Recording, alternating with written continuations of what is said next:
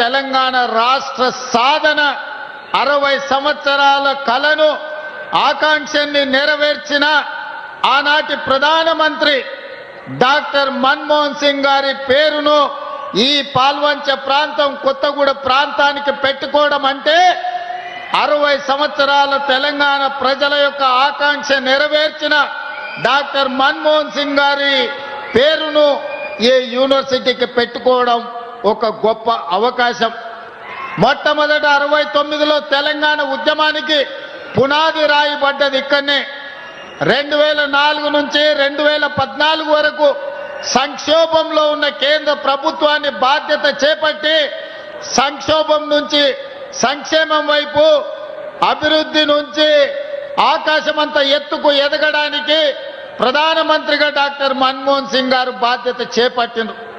వారు ప్రధానమంత్రిగా ఉన్నప్పుడే తెలంగాణ రాష్ట్ర ఏర్పాటు ప్రక్రియను పూర్తి చేసి ఈరోజు తెలంగాణ ప్రజల చిరకాల వాంఛను వారు నెరవేర్చారు. అందుకే డాక్టర్ మన్మోహన్ సింగ్ గారి పేరు భారతదేశంలో ఎక్కడ పెట్టక ముందే ఎర్త్ సైన్సెస్ భారతదేశంలో ఉన్న ఏకైక యూనివర్సిటీ, ఆ యూనివర్సిటీకి ఈనాడు మన్మోహన్ సింగ్ గారి పేరు మనం పెట్టుకున్నాం. యూనివర్సిటీ పనులను పూర్తి చేయడమే కాదు, తుమ్మల గారు ఒక మాట చెప్పిండ్రు, మాకు ఇరిగేషన్ ప్రాజెక్టులు పూర్తి చేయాలని. భారతదేశం మొట్టమొదటి ప్రధానమంత్రి పండిట్ జవహర్లాల్ నెహ్రూ గారు స్వతంత్రం వచ్చిన తర్వాత ఈ దేశంలో ఉన్న నిరక్షరాస్యత, ఈ దేశంలో ఉన్న ఆకలి కేకలను చూసి ఈ దేశం అభివృద్ధి పదం వైపు నడవాలి, ప్రపంచంతో పోటీ పడాలి అని అంటే ఎడ్యుకేషన్ అండ్ ఇరిగేషన్ పాలసీని అడాప్ట్ చేసుకోవాలని ఈరోజు భారతదేశంలో గొప్ప గొప్ప యూనివర్సిటీలు ఎన్ని ఉన్నాయో వాటన్నిటిని ఆనాడు మొట్టమొదటి ప్రధానమంత్రి పండిట్ జవహర్లాల్ నెహ్రూ గారు ప్రారంభించినవే. అవే కాదు, ఈరోజు ఈ దేశంలో వ్యవసాయం అభివృద్ధి చెందడానికి ఆకలి కేకల నుంచి ఈనాడు ప్రతి వాడికి అన్నం అందించే స్థాయికి దేశంలోనే అత్యధికంగా ఆహార ఉత్పత్తి ధాన్యాలను ఈరోజు మనం అందిస్తున్నామంటే బాక్రానంగల్ నుంచి నాగార్జున సాగర్ వరకు, శ్రీశైలం నుంచి శ్రీరామ్ సాగర్ వరకు ఇరిగేషన్ ప్రాజెక్టులను ఆనాటి ప్రధానమంత్రి పండిట్ జవహర్లాల్ నెహ్రూ గారే మనకు ఆనాడు ప్రసాదించారు. ఈరోజు మనం చూస్తున్న నాగార్జున సాగర్, ఈరోజు మనం చూస్తున్న శ్రీశైలం, ఈరోజు మనం చూస్తున్న ఎస్ఆర్ఎస్పి మొట్టమొదటి ప్రధానమంత్రి పండిట్ జవహర్లాల్ నెహ్రూ గారు ప్రారంభించినవే. కాబట్టి మిత్రులారా, వారి స్ఫూర్తితోని ఎడ్యుకేషన్ అండ్ ఇరిగేషనే తెలంగాణ రాష్ట్రాన్ని ప్రపంచ చిత్రపటం మీద ఉన్నత స్థానంలో నిలబెడుతుందని ఈనాడు మా ప్రభుత్వం సంపూర్ణంగా విశ్వసిస్తుంది. దానికోసమే ఎడ్యుకేషన్ ఇంప్రూవ్ చేయాలి, ప్రపంచ ఖనిజ సంపద మీద పరిశోధనలు జరగాలి, ఈ ప్రాంతంలో ఉన్న అపారమైన ఖనిజ సంపద సింగరేణి కావచ్చు, ఇతర ఖనిజ సంపదను గుర్తించాలి, సింగరేణి లాంటి సంస్థల్ని పెంపొందించాలి అనంటే ఎర్త్ యూనివర్సిటీ కొత్తగూడెంలో పెట్టాలి అని ఈనాడు మన ప్రభుత్వం నిర్ణయం తీసుకున్నది.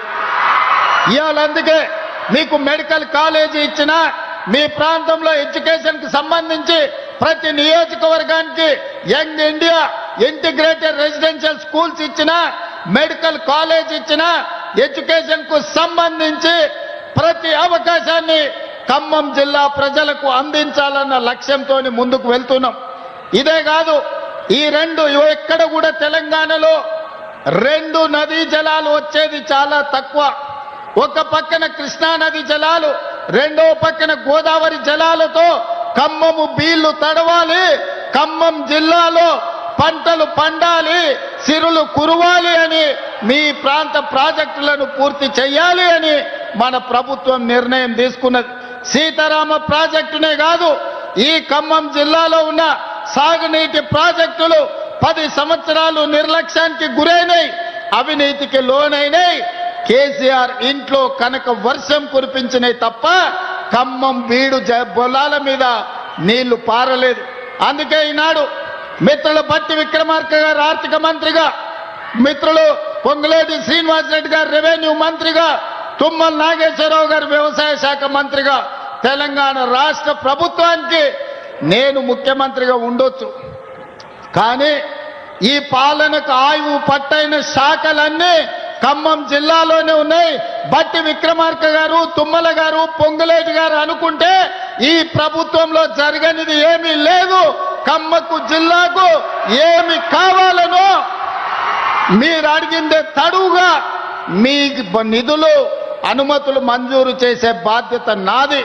అందుకే మిత్రులారా, వాస్తవంగా తొందరగా రావాలి, మీతో మాటలు పంచుకోవాలనుకున్నా, కానీ హెలికాప్టర్ సమస్య అందుకే ఆలస్యమైంది.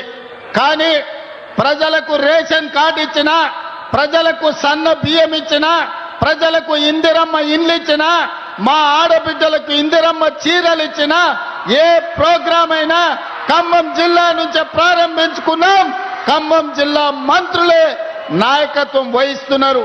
ఈరోజు వ్యవసాయానికి, ఈరోజు ఇందిరమ్మ ఇండ్లకు, ఇందిరమ్మ చీరలకు నిధులు, రేషన్ కార్డులు, సన్న బియ్యం అన్ని కార్యక్రమాలను కూడా ఈ ప్రాంతం నుంచే ప్రారంభించుకున్నాం.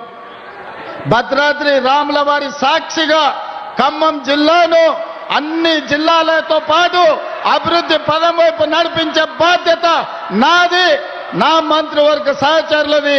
మీరందరూ ఏ విధంగా అయితే అండగా ఉండి ఆశీర్వదించిండ్రో 2 సంవత్సరాల క్రితం మీరు